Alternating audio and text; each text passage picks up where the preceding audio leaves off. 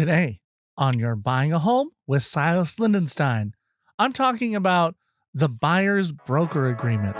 What is it, and why do you need to use it? Silas gets real, buy and sell homes with a thrill. Out Seattle, baby, you know what's the deal. And he keep it real, showing you the way till it's better known. Hello, everybody, and welcome to Your Buying a Home with Silas Lindenstein. I am your host, Silas Lindenstein. Welcome today to episode number 49. Getting up there, aren't we? Today, I am talking about the Buyer's Broker Agreement. This is here in Washington State where I am, but you may not be. This is a new requirement. However, wherever you're from, this podcast can relate to you. The Buyer's Broker Agreement is commonly used in many other states, and it's just now being required in Washington State. So I'm going to go over that today and what it means and how it affects you.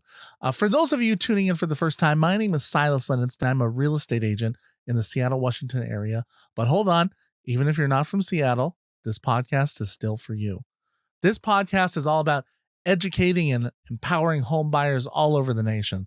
And essentially, we have found that buying a house is buying a house wherever you're from. There's some changes. There's some there's some contingencies that are different. You know, little requirements to buy a home. They do it a little different from state to state, just slightly. But the overall process is the same.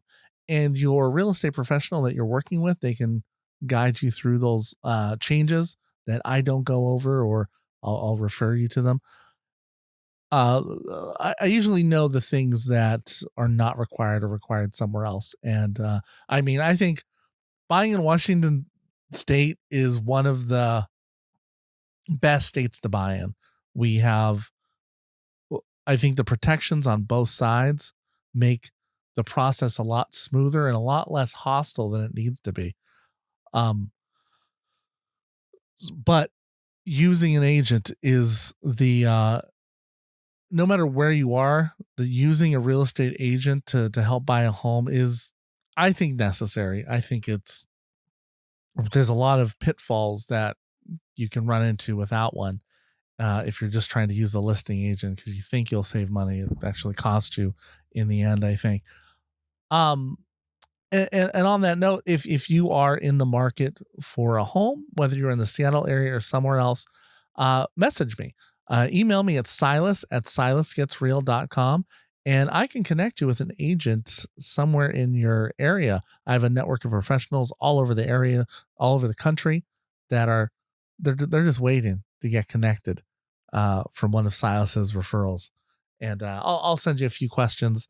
You answer those. I make sure you're a real person, and then I'll connect you with somebody who's going to be great for you. And I've helped get people in homes all over the country using this. So it's pretty exciting that I have homes closing in Florida and Massachusetts, and I'm so far away from them. But this podcast has helped people get connected, and it's been wonderful.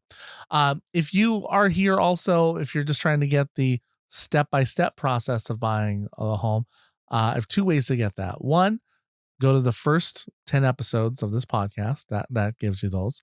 If you want to hear them. If you want to get a written version, you can email me again at silas@silasgetsreal.com, and I will email you a PDF, my ebook of the process. And people said it's very helpful to them. So feel free to do either of those. But let me get into it. The Buyer's Brokerage Agreement. I've got if you're watching on video, I got it right here. This is it. This is an agreement between the buyer and the brokerage that you are going to be working with, or the agent you're going to be working with. It's kind of it's a promise that for the most part, you're going to be exclusive for a duration of time. Our default in the area is 60 days, and you can extend it further. It's to keep people honest. Most people don't mean to do it. And the problem that has happened is somebody will spend 2 months with a client, working with them, helping them find a home. and then a client they go to an open house without telling their agent, right? Because they just want to go, oh, I'm just walking by, and they walk in and it's got what they want. And there's an agent there who's like, yeah, well, you need to put an offer in right now, right here, or you're really not going to get a chance. And so the client's like, oh my gosh, I don't know what to do. Okay, I'll write it up with them. And so that it's a sneaky way of another agent to steal a client, basically, is put some pressure on them and make them nervous about it. And that happens in these areas that don't have these agreements. Um, we've always had an agreement in Washington. There's been agreements there, but they weren't required by law. And now it is required by our licensing to get this done. I used to, and you'll hear me in the podcast if you go back to those old episodes, talk about them. Like, yeah, I don't really use them. I didn't, because I figured if someone wants to work with me, they'll stay with me. And I've lost a couple people over time because of weird situations. Uh, we'll say they were because of unethical, in my opinion, agents trying to pressure people or snag them.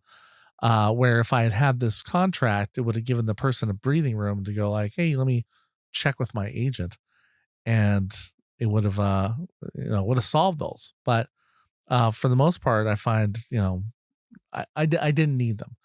But this takes out any of the nervousness that I might even had of like of having to prepare a client. Like, hey, if you go to an open house, they're gonna be like vultures trying to grab you. Okay, so give them my card, tell them you're with somebody. You don't have to have it with the agreement. And I've always said it was like this choice. This one, we do have a choice in here of choosing to be an exclusive or non-exclusive.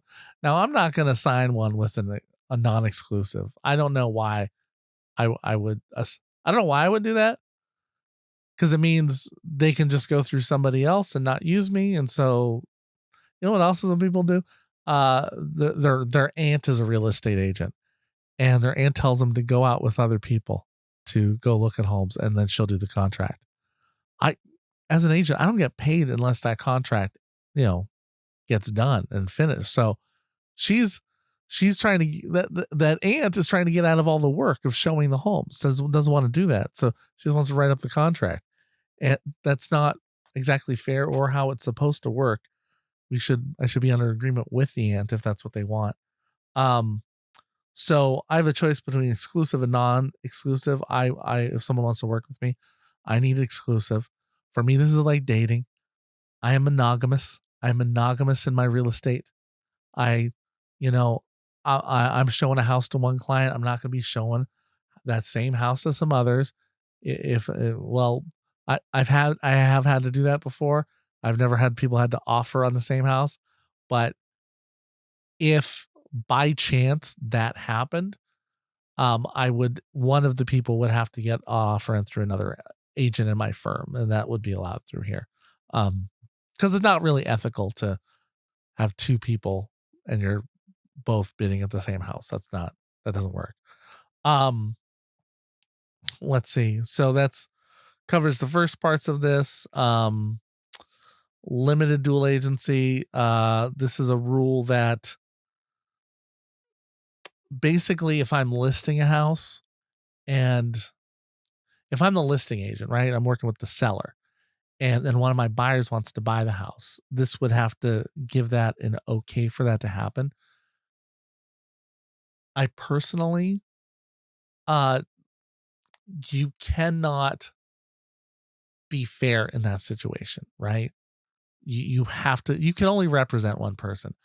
I would bring somebody in who will fight me. So a legitimate person will fight me, or I'll tell them you need to get somebody else for this.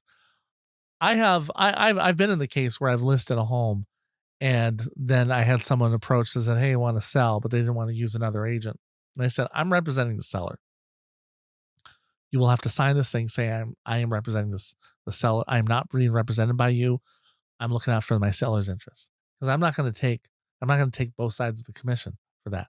I'm just taking the commission for the seller who I'm representing, and the other person, they need to go to a lawyer or something to look at paperwork. I can explain things. I have an ethics thing. I can't take advantage of them, but If I tried to represent both, that would be called dual agency. My firm doesn't permit it, and I don't believe in it. So I would never pretend to represent both sides because you can't, in my opinion. Then here's where it gets interesting, the compensation part. This is where people are flipping out. And let me tell you what's happened. So we've talked about this earlier. In a typical transaction, let's say there is a compensation or a commission fee of 3% going to the buyer, right? Buyer's agent.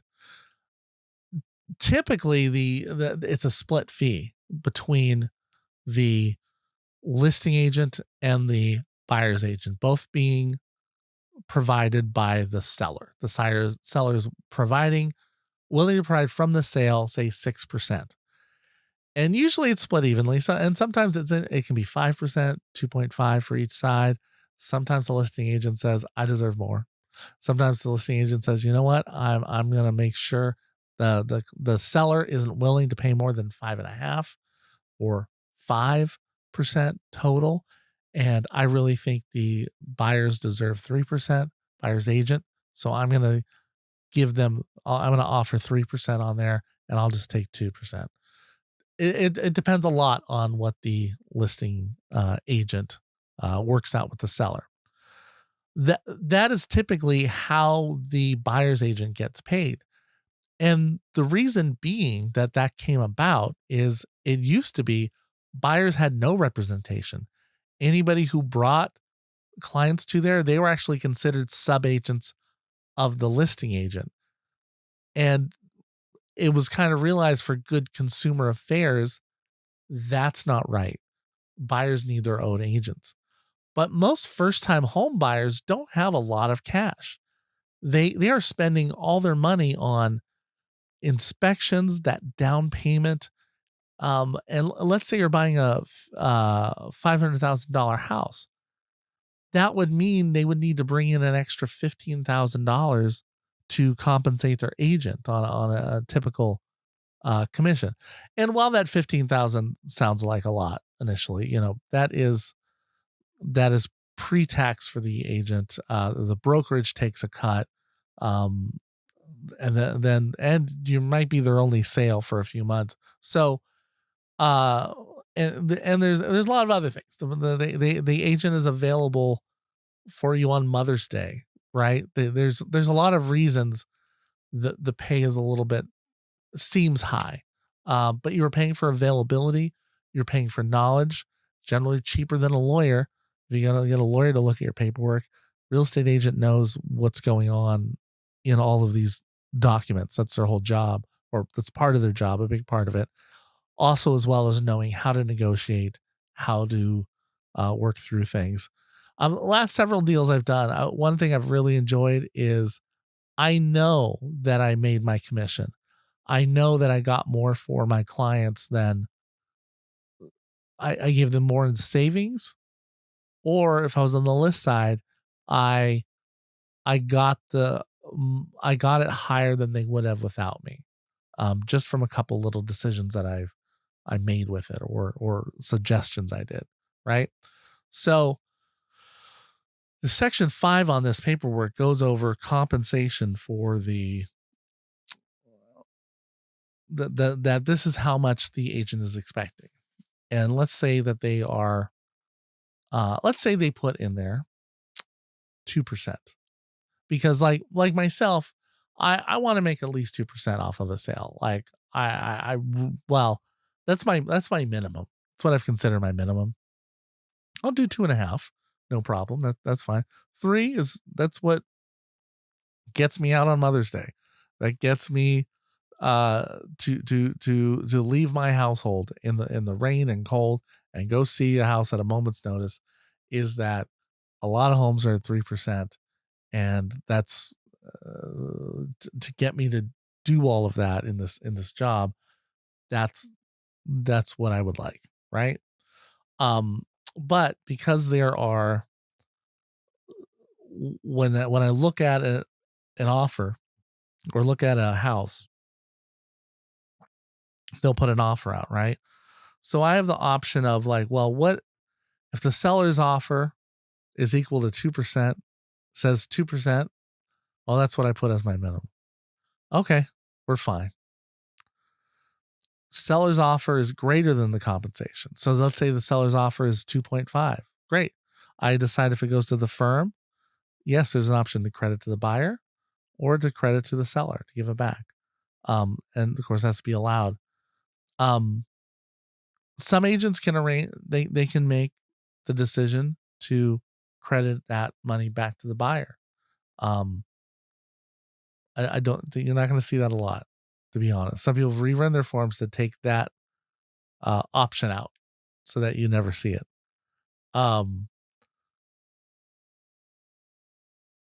Then think of it this way: sellers offer less than compensation. So let's say the seller's offering 1.5%, which I don't really see, but they have the right to, or they can offer none. And so they're expecting the buyer then to pay for the difference, right? Now, what I put is that I request the seller to pay the difference in commission. Because most likely when they bought the house, they bought it for 3% and the price was taken into account for that.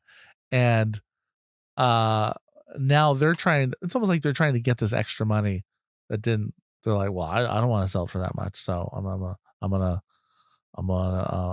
to keep that money. Right. Buyers agents need to get paid. They're not going to do it for free.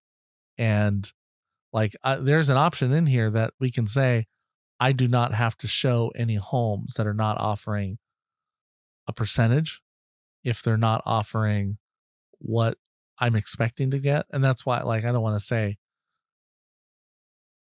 I can understand someone not wanting to work for free. And they're like, they're going to say, well, I'm not going to show you homes that don't offer compensation. And I think you kind of understand why. Now, it is usually we can get something out of the seller, right? Usually we can get 3%, or the whatever percent we're asking from the seller, even if they said nothing to begin with. You can negotiate that in. It happens a lot in for sale by owners when they're just selling it on their own. They're like, I don't want to pay anybody to bring somebody. That doesn't even make sense, right? They learn that it is valuable. Agents are valuable and have value, and that's how they're going to get people to look at their home, right? So, but one thing about this whole credited to buyer, like that, I know there's companies like Redfin, and there's other ones that offer like, oh, we're going to give you a rebate if you sign with us. One, they're a corporate entity, right? A lot of the ones that do this, not saying Redfin in particular, I'm not besmirching them, but when you have someone who is an employee of a company, and there are some like Redfin, they employ people, right? The agents aren't just sole commission. When someone gets paid regardless of the work they do, it sometimes can show on the work. I get paid based off of the house has to close, and I need you to refer me to your friends. I live and die by referrals. Most agents do. It's just if they don't make it past the first few years, it's because they didn't get referred. Why? I don't know. It was maybe the way they behaved. They weren't good, whatever. I've been doing this at this point 7 years. I get referred a lot to folks. So I need you to love what I did. I'm not getting a paycheck unless I might get a paycheck now, but I'm not going to get a paycheck in a year if you don't like the way I did things. So I'm incentivized, right? And I can't. I do other things like I'll you get a closing gift, right? Or you'll get a anniversary gift. COVID made that a little tougher, and I have a closing gift for a couple people. I still need to get them. I already bought it for them. I need to reconnect when they're far away. It's harder. But you're not going to get a personal touch from agents that like try to buy your business by, oh, I'll give you back some money here. Um, Also, sometimes I feel like, well, are they going to try to get the money back other ways? Um, I want to take out the equation of money when I'm looking at homes for people. You're at your purest when money is not in the forefront. That's the best thing about being an experienced agent and having, like, you already have some homes in escrow. You're not really worried about the next check right then. Um, we're not rolling it like that, but like, you don't need someone to buy a house this next month to make your mortgage. That's when you can be the purist and go like, well, this is what I think the good advice is. This is what I think is this is a wrong direction, I think. And so I don't want my compensation to get in the way of that. That's why I put the 2%, and then I say, I'll take that low, but I'd rather just take, I really want the 2.5 or 3%, right? But there's no standard. It's just not standard. That's a rule. But you try to get it from the seller. If not, you have to work. You can maybe raise the price of the house to make up for that, to do something. But I just think in general, we got to stop away from the thought that not everyone should get paid for doing work, right? And that's where this is coming from, is people trying to get out of paying people for doing work. And I don't get that. If you don't want someone's services, just don't use them. And I'm sure we're gonna find people that have different fees in different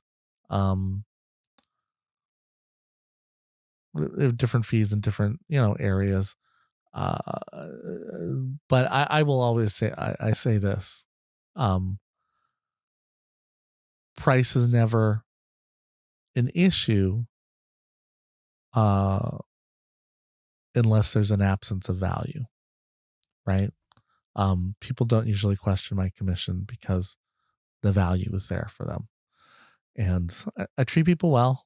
And then, yeah,